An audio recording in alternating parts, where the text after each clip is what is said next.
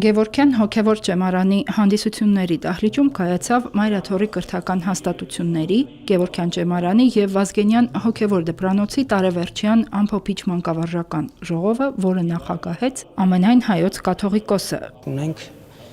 43 դասախոսներ, որոնցից 19 հոգևորական են, իսկ 24-ը աշխարհական։ Այս ժողովը կարևորվում է նրանով, որ հերթականությամբ անդրադառնում ենք բոլոր լսարաններին, սկզբում բակալավրիատին, ապա մագիստրատուրայի լսարանի սաների արդյունքներին։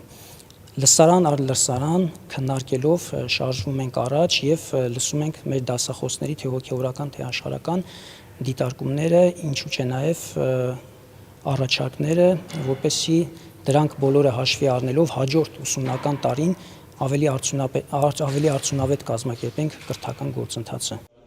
2025-26 թվականների ուսումնական տարվա ժողովին քննարկվեցին 2 կիսամյակների արդյունքները, ձեռքբերումները եւ նաեւ բացթողումները։ Տեսուչ Հայր Սուրբը տարեկան զեկույցում խոսեց ուսումնական տարվա ընթացքի անցուդարձի մասին, նշեց, որ ուսումնական ծրագրին հավելվել են սեմինարներ, դասախոսություններ, քննարկումներ, հրավիրվել են մասնագետներ նաեւ արտերկրից։ Քննարկումներին մասնակցեցին եւ հոգևորական եւ աշխարհական դասախոսներ։ Մի շարք կարևոր հարցեր բարձրացրեց Հայոց Հայրապետը։ Հարցրեց մանկավարժների կարծիքը յուրաքանչյուր ուսանողի առաջադիմության, վարքի, ընդունակությունների մասին։ Մենք այսօր ունենք շատ փայլուն քահանաներ, որոնք ավարտել են հենց մեր այս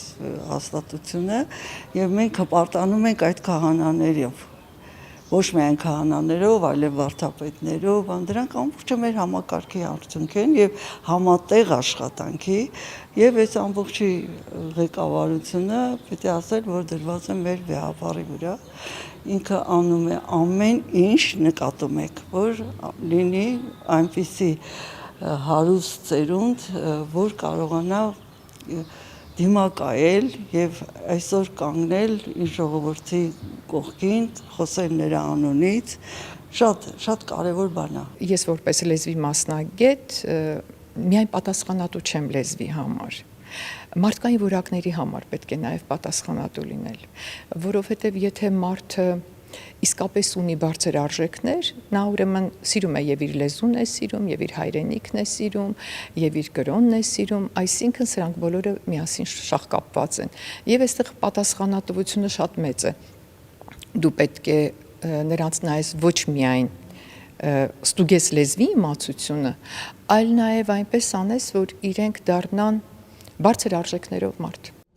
Ժողովի ավարտին Նորին Սրբությունը օրհնության եւ գնահատանքի խոսքով դիմեց հոգևոր հովիվներ կրթող մանկավարժներին։ Հորդորեց համբերատար ու սկզբունքային լինել կարևոր հարցերում։ Կրթության մշակներին մաղթեց քրտնաջան ու արդյունաբեր աշխատանք եւ առատ հունձք։ Հերմինե Հակոբյան, Գևորգ Ավագյան, Եկեղեցական կյանք։